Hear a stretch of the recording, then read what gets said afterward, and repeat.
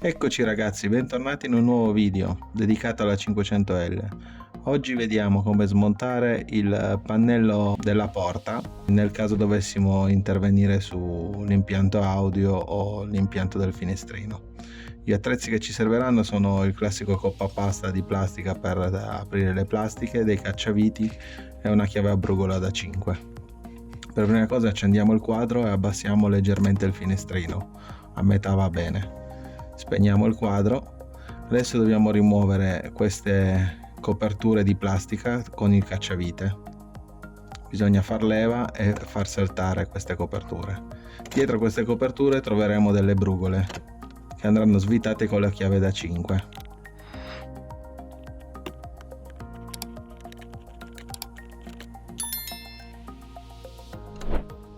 Adesso, una volta rimosse, si va con il coppapasta o con la carta tipo bancomat o tessera della spesa a far leva all'insù la pulsantiera di comando dei finestrini.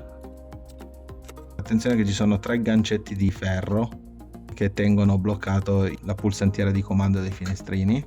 Poi bisognerà togliere il connettore agendo sulla leva e tirandola all'ingiù verso destra. C'è una linguetta da premere e poi si piega verso destra. Una volta tolto, all'interno troviamo altre 2 brugole che vanno rimosse, sempre con la chiave da 5.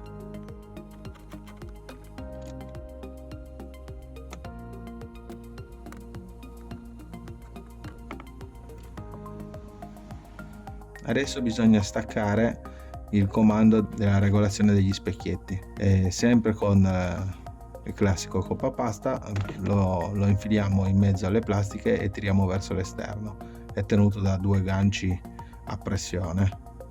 Anche qui c'è la classica linguetta per togliere la connessione elettrica, si preme all'ingiù e si sfila.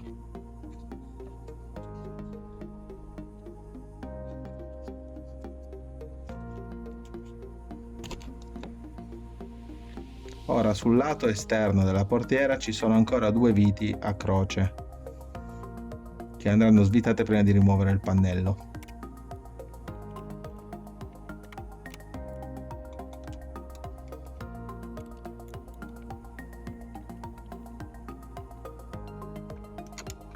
Adesso si procede alla rimozione del pannello con il coppapasta lungo tutti i bordi del pannello.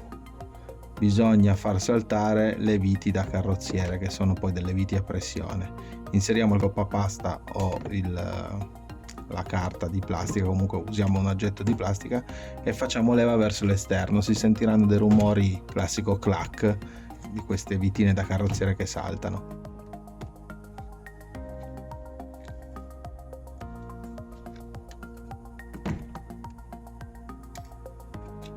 Una volta staccate, la porta dovrebbe ondeggiare in questo modo. Adesso è tenuta soltanto dalla guarnizione del vetro. Si prende con 2 mani, il pannello si tira all'insù sfilando completamente la tasca. Attenzione che dopo questa procedura non si può appoggiare la tasca per terra immediatamente, perché c'è ancora il gancio dell'apriporta che va sfilato dalla sua sede e poi sfilato anche il cavo di acciaio dalla maniglia.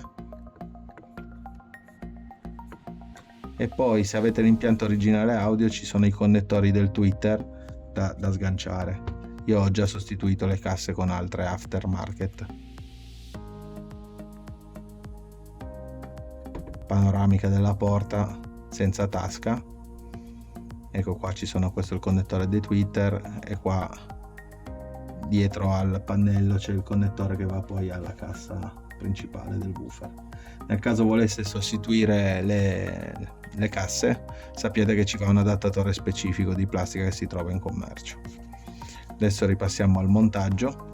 Per prima cosa naturalmente ricolleghiamo le casse se c'erano le casse da ricollegare e poi ricolleghiamo il gancio dell'apriporta inserendolo prima nella maniglia e poi nella sua sede. Poi lungo la porta dobbiamo rinfilare la guarnizione della porta all'interno di quella linea di metallo. È una procedura leggermente complicata, bisogna azzeccare bene il punto e poi spingere giù fino a farla entrare nella sua sede. Una volta poi inserito, controlliamo che i cavi siano liberi, i cavi del comando dei finestrini e quello del comando degli specchietti, e poi spingiamo, facciamo una forte pressione per reinserire tutte queste viti a gancio a pressione del pannello contro la lamiera. Tiriamo giù tutto il finestrino e verifichiamo l'apertura della porta prima di chiudere, cioè prima di riavvitare il tutto. Poi procediamo a riavvitare prima le viti all'interno della zona comandi dei finestrini. Ricolleghiamo la pulsantiera di comando dei finestrini, inseriamo il connettore dentro e poi giriamo la levetta all'insù e poi incastriamo anche questo all'interno della sua sede. Continuiamo con l'altra brugola vicino al tweeter da riavvitare, avvitiamo anche la brugola all'interno della sede dei comandi, poi riconnettiamo anche la plastica dove c'è il comando degli specchietti, e tutta pressione, poi basta solo spingere nelle sue sedi e si sentirà il classico clack di incastro.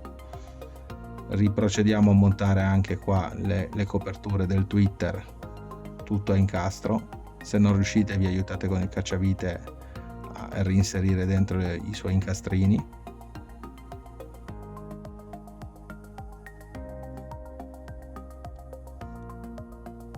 Poi riavvitiamo le due viti esterne